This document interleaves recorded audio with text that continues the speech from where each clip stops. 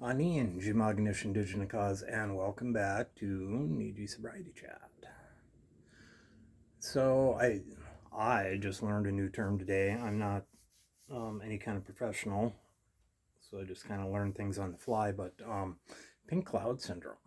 Um, that is when the initial rush of sobriety collides with the mundaneness of reality and everyday life, and that's we'll just call that adulting. Um, Adulting can seem like it's a drag sometimes, but you can also put that into your list of goals because I'm sure that when you're in active addiction, there's many responsibilities you let slide. Um, and if you make out goals about follow through and things like that, things that aren't fun about adulting is car repair, bills. Um, Kids can be a great joy, but other times, kids have their moments too, and they can kind of wear on you. So I would suggest like making a list of, what you feel your weak points are in adulting, and try to work on those. I guess with, when you reach these goals, you should be proud of yourself because it's not something you're used to. In time it just becomes routine. I guess I don't think about it too much because, we're coming up on 12 years here for my recovery. Um, I pay my bills, I try to get some money in the bank, I try to eat good, I try to maintain healthy relationships, have a good sober support network.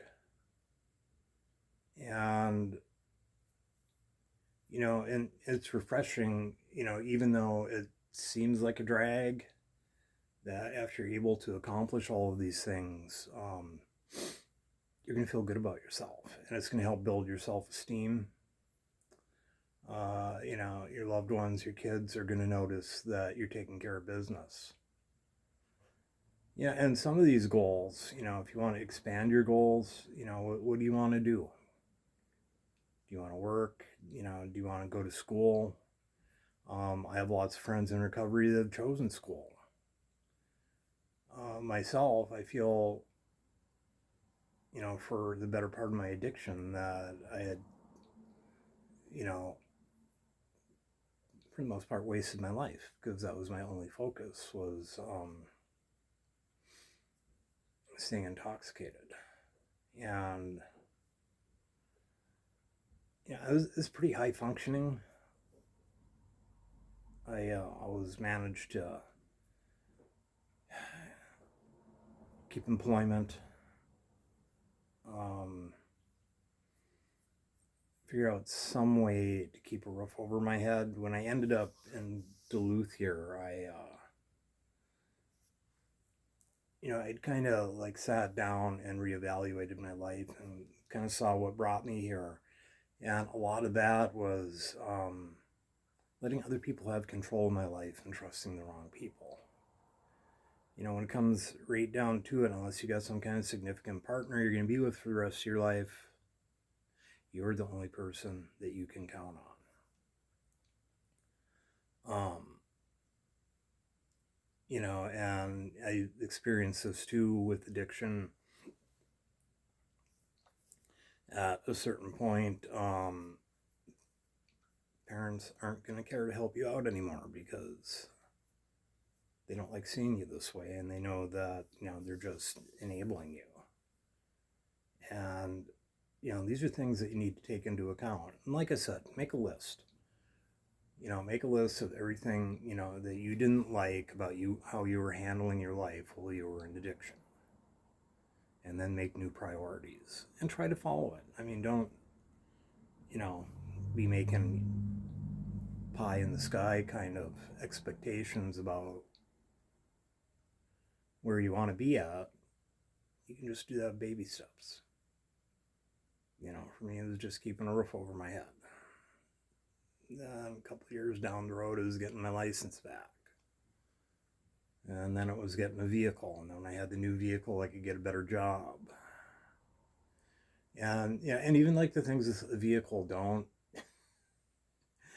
just buy some car and think you're going to drive around, because there's a lot of responsibility with that. You need insurance, you need plates, maintenance. Don't beat your car. You know, you need things like oil changes. And, you know, so these are part of goals and responsibilities that come with goals. And once you achieve your goals, I believe you're going to feel a lot better. I've been at it so long that sometimes I have to sit down and say, yeah, you're doing a good job, to myself. So I guess until next week, please stay safe. There's been a lot of overdoses last week. Carry Narcan. Make sure your friends are carrying Narcan. Don't do dope alone. And until next time, Gig Wapman.